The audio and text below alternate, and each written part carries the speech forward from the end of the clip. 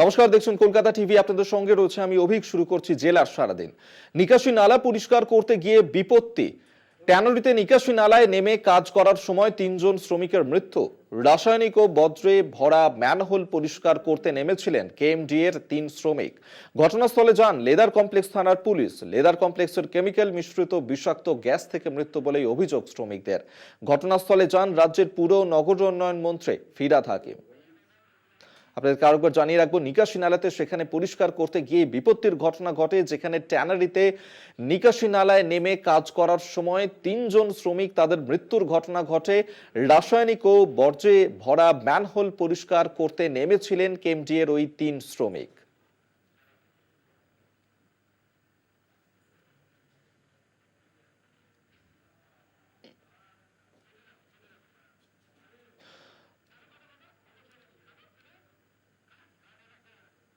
পাইপলাইনে কাজের সময় ৩ শ্রমিকের মৃত্যু, বিষাক্ত গ্যাসে মৃত্যুর অভিযোগ।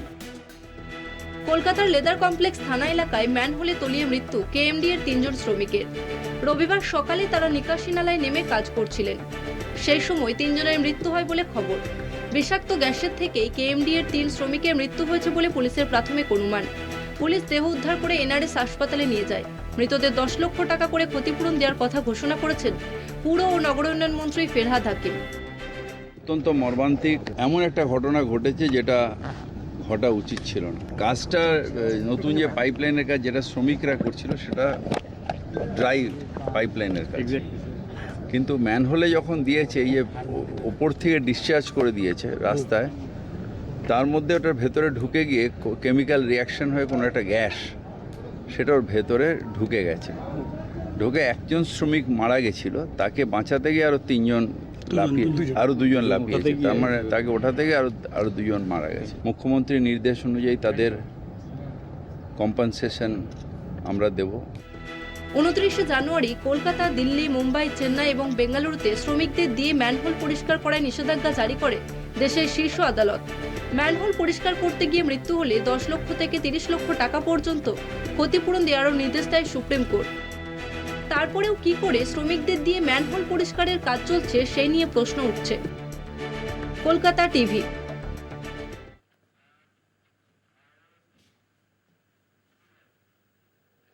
হাইকোর্টের নির্দেশে পুলিশি প্রহরায় যোগেশচন্দ্র ল কলেজে সরস্বতী পুজোর আয়োজন। নিরাপত্তার কড়াকড়িতে আই কার্ড দেখে পড়ুয়াদের কলেজে প্রবেশের ছাড়পত্র। কলেজ থেকে ঢিলছোড়া দূরত্বে যোগেশচন্দ্র চৌধুরী ডে কলেজের বাগদেবীর আরাধনা। পড়ুয়াদের সঙ্গে কথা বললেন মন্ত্রী ব্রাত্য বসু। ফেব্রুয়ারি 2022 থেকেই মোহাম্মদ শাব্বির আলীর ছাত্রছাত্রীদের নির্যাতন ও কলেজ ক্যাম্পাসের অপব্যবহার চলে আসছে। যখন তাকে পশ্চিমবঙ্গ রাজ্য উচ্চশিক্ষা পর্ষদ দ্বারা ডে কলেজের গভর্নিং বডির সদস্য হিসেবে মনোনীত করা হয়। কলেজে প্রতিনিয়ত বহিরাগতদের প্রবেশ, কখনো সখনো পড়ুয়াদের উদ্দেশ্যে উঠে আসে হুমকি, চলে মারধর। কলেজ অধ্যক্ষকে জানিয়েছিলেন পড়ুয়ারা। পড়ুয়াদের দাবি তাঁদের অভিযোগকে গুরুত্ব দেননি প্রিন্সিপাল। এরপর হাইকোর্টের নির্দেশে পুলিশি নিরাপত্তায় যোগেশচন্দ্র ল কলেজ ও ডে কলেজে বাগদেবীর আরাধনার ব্যবস্থা করা হয়। একই সঙ্গে কিন্তু যোগেশচন্দ্র চৌধুরী কলেজের ডে সেকশনের যে পুজো, সেটি কলেজের থেকে ঢিলছোড়া দূরত্বে সেই পুজো হচ্ছে একটি রাস্তার ওপরে। এবং স্বাভাবিকভাবে কিন্তু আজ সকালে যখন পুলিশ আধিকারিকরা পরিদর্শনে আসেন, তারা কলেজের ভেতরে যেভাবে যান, একই সঙ্গে কিন্তু কলেজের বাইরে থাকা যে পুজোটি সেটিও পরিদর্শন করেন। এমন পরিস্থিতি কাঙ্ক্ষিত নয়। নিরাপত্তা তো পুজো পর্যন্ত, এরপর কি হবে? বিপদের আগাম আঁচ করে প্রশ্ন পড়ুয়াদের। বহিরাগতরা আমাদেরকে পুলিশ প্রোটেকশন থাকাকালীন ভেতরে সে থ্রেট দিয়ে যাচ্ছে। আমরা সেফ ফিল করছি না আমাদের ক্যাম্পাসে। আমরা মেয়েরা কি করে বাড়ি ফিরবো? ডেথ থ্রেট, রেপ থ্রেট সব রকম। আমাদের কলেজে কিভাবে প্রতিনিয়ত বহিরাগত ঢোকে এবং আমাদের অত্যাচার করে, আমরা এই রকম অবস্থা মানছি না, মানতে চাই না, কিছুতেই মানবো না।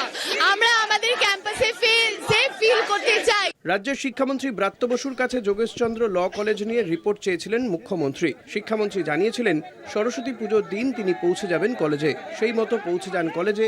কলেজে পৌঁছন দক্ষিণ কলকাতার সাংসদ মালা রায়। তাঁদের দেখে উই ওয়ান্ট জাস্টিস স্লোগান দিতে থাকেন পড়ুয়ারা।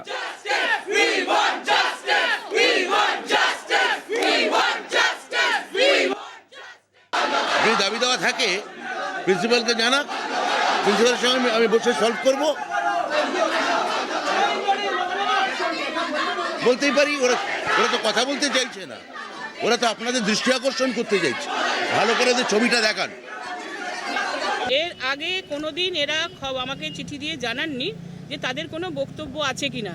এখন আজকে যদি তাদের কোনো বক্তব্য থেকে থাকে তাহলে নিশ্চয়ই আমি তো দায়িত্ব নিয়ে টাইম দিলাম 6 কিংবা 7 তারিখ আমি সকালে বসে আমি কথা বলে নেব কলেজে এসে। এবং এই ধরনের সিচুয়েশন যাতে না ঘটে তাই ওরা কোনো সংঘাতে যায়নি। একটা গ্রুপ, দিবা গ্রুপ, তারা কোনো সংঘাতে যেতে চায়নি। তারা চেয়েছে যে যাতে এই ধরনের কোনো মন্তব্য আগামী দিন কোর্টে প্রডিউস হোক এবং এই যে মিথ্যা একটা অভিযোগ এটা যাতে না হয়, সেই জন্যই তারা আলাদা জায়গায় পুজো করতে বাধ্য হয়েছে। যার বিরুদ্ধে কলেজে বহিরাগতদের ঢোকানোর অভিযোগ উঠেছে তিনি কি বলছেন এই বিষয়ে? আমি শুধু এটা মিডিয়া চ্যানেলকে বলবো, বাংলাকে শান্ত থাকতে দিন। বাংলা যেরকম ভাই ভাই, হিন্দু মুসলিম ভাই একদম, আমরা সেটা তো সবাই দেখতে পাচ্ছে কি শান্ত আছে না আছে। আমার নামে যে যা বলেছে, কোনো ভিডিও কোনো ফুটো কিছু নেই, কোনো কিছুতে না। নিউজ চ্যানেল যেভাবে শুধু একটা পলিটিক্যাল পার্টির প্রোপাগান্ডা নিয়ে করেছে, তার বিচার বাংলার মানুষ করবে, আপামর জনতা করবে। ল কলেজের পুজো ভেতরে আয়োজন করা হলেও কলেজ থেকে অদূরে ফুটপাতের ওপর আয়োজন করা হয়েছে কলেজের ডে সেকশনের বাগদেবীর আরাধনা। আমার স্টেটমেন্ট হচ্ছে এখানে যে মহামান্য হাইকোর্টের নির্দেশে একটা পুলিশি অ্যারেঞ্জমেন্ট করা হয়েছে যাতে এখানে সুস্থভাবে পুজো হয়। আমি সেটা দেখার জন্য সুপারভিশনে এসেছি। এই বছর পুরনো ভবন থেকে নতুন ভবনে যাওয়ার রাস্তায় এমনভাবে একটি প্যান্ডেল বানানো হয় যাতে ল কলেজের পড়ুয়ারা ক্লাসে যেতে পারছেন না বলে অভিযোগ ওঠে। থানায় অভিযোগ দায়ের হয়, মামলা যায় কলকাতা হাইকোর্টে। উচ্চ আদালতের নির্দেশে পুলিশি নজরদারিতে শুরু হয় পুজো। প্রতি বছর আলাদাভাবেই যোগেশচন্দ্র ল কলেজে ও ডে সেকশনের পুজোর আয়োজন করা হলেও এমন অপ্রীতিকর পরিস্থিতি আগে কখনো হয়নি বলছেন পড়ুয়ারাই। যে যদি কোনো সমস্যা থাকে সেটি অবশ্যই নিরসন করা হবে। মালারা যেভাবে জানিয়েছেন যে তিনি আগামী 6 বা 7 ফেব্রুয়ারি পড়ুয়াদের ডাকবেন এবং তাদের সঙ্গে কথা বলবেন। তিনি জানতেন না যে এরকম সমস্যা হচ্ছে এবং স্বাভাবিকভাবে তাদের সঙ্গে কথা বলে সমস্যা সমাধানের চেষ্টা করবেন। তবে সরস্বতী পুজো, বিশেষ করে বাংলার সরস্বতী পুজোয় এরকম ধরনের ছবি এই প্রথম, যেখানে ব্যাপক পুলিশি নিরাপত্তা এবং একজন জয়েন্ট কমিশনার, পুলিশ কমিশনারের নেতৃত্বে ব্যাপক পুলিশ বাহিনী দিয়ে সরস্বতী পুজো সম্পন্ন হলো। ক্যামেরায় মৃন্ময়ের সঙ্গে শুভঙ্কর, কলকাতা টিভি।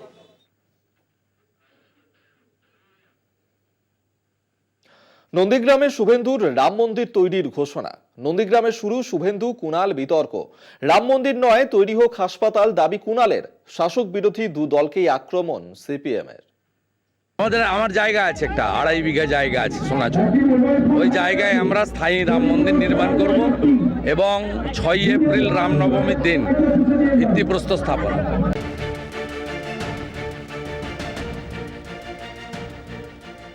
শুভেন্দুর প্রস্তাবিত রাম মন্দির নিয়ে প্রশ্ন তুললেন তৃণমূল কংগ্রেসের সাধারণ সম্পাদক কুণাল ঘোষ।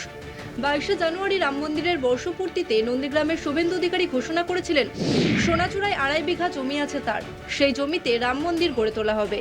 নন্দীগ্রামের এক অনুষ্ঠানে হাজির হয়ে সেই বক্তব্যের পাল্টা মন্তব্য কুণালের।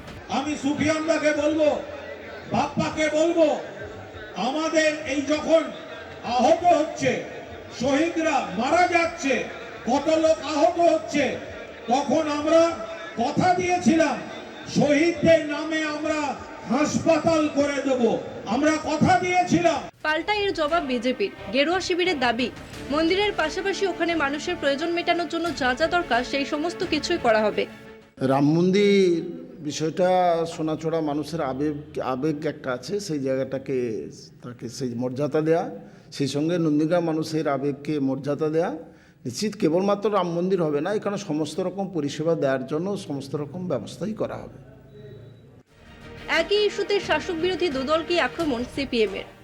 নন্দীগ্রামে শুভেন্দুবাবু যে জমি দেখিয়ে বলেছিল ওখানে চিকিৎসা কেন্দ্র হবে, মানুষের জনকল্যাণমূলক কাজ হবে, সেখানে এখন বলছেন যে অমুক মন্দির তৈরি হবে। আবার অপরদিকে তৃণমূলের নেতৃত্ব বলছেন যে না, ওখানে ওসব না করে জনকল্যাণমূলক কাজ হবে। অর্থাৎ মানুষকে বিভ্রান্ত করতে চাইছে। নন্দীগ্রামের মানুষ চাইছে রুটি রুজি। বছর ঘুরলেই বিধানসভা ভোট, তার আগে রাজ্যে ফের মন্দির মসজিদের রাজনীতি। একদিকে শাসক দলের জগন্নাথ মন্দির, অন্যদিকে গেরুয়া শিবিরের রাম মন্দির। নদিয়া থেকে সৌম্যজিৎ চট্টোপাধ্যায়ের রিপোর্ট, কলকাতা টিভি।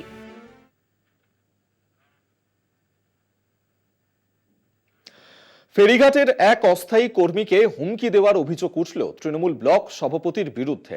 ফেরিঘাট ছেড়ে দেওয়ার জন্য ফোন করে হুমকি দেওয়ার অভিযোগ উঠেছে। জেলা পুলিশ সুপারের কাছে লিখিত অভিযোগ দায়ের করেছে নওদা ফেরিঘাট কোঅপারেটিভ সোসাইটি। অভিযোগকারী অস্থায়ী কর্মী কয়েক ঘন্টার মধ্যেই ভুল বদল করে। ঘটনায় চাঞ্চল্য ছড়ায় মুর্শিদাবাদের পাটিকাবাড়ি কানাইনগর ঘাটে। কলকাতা হাইকোর্টের নির্দেশে সম্প্রতি মুর্শিদাবাদের নওদা এলাকায় 13টি ফেরিঘাট হস্তান্তরের কাজ শুরু হয়েছে।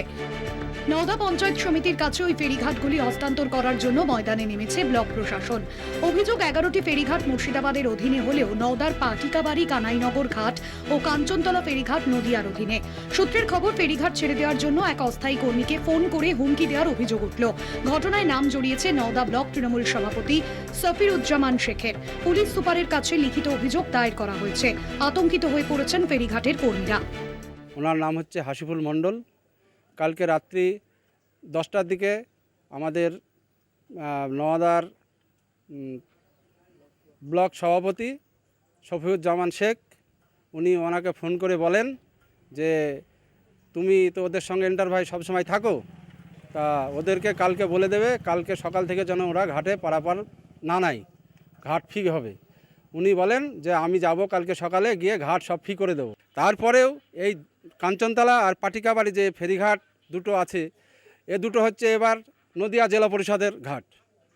উনি জোরপূর্বক এখানে এসে আমাকে হুমকি, আমার লেবারকে হুমকি দিচ্ছে এবং আমাকে বলছে সকালবেলায় পয়সা কালেকশন করতে দেবো না, আমি এই ঘাট ফি করে দেবো।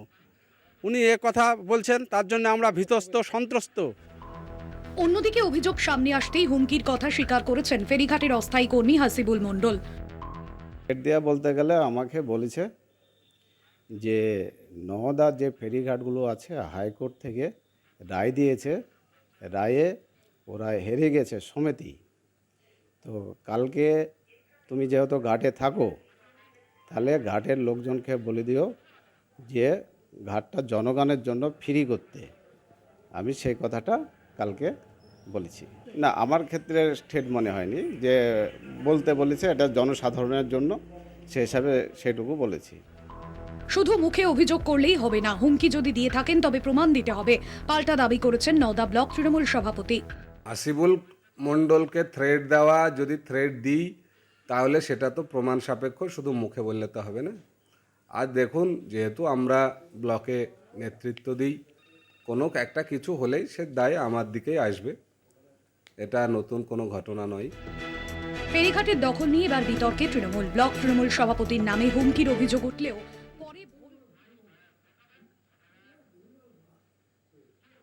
এই মুহূর্তে সরাসরি নজর রাখবো কাঞ্চন উৎসবে। সেখানে গঙ্গা আরতি শুরু হয়েছে।